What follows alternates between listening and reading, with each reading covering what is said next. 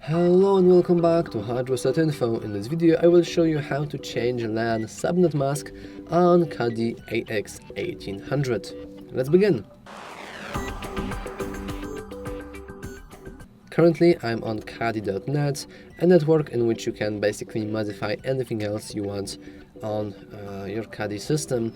If you want to get into that, you have to input Cudy.net on a device that is currently connected to your network.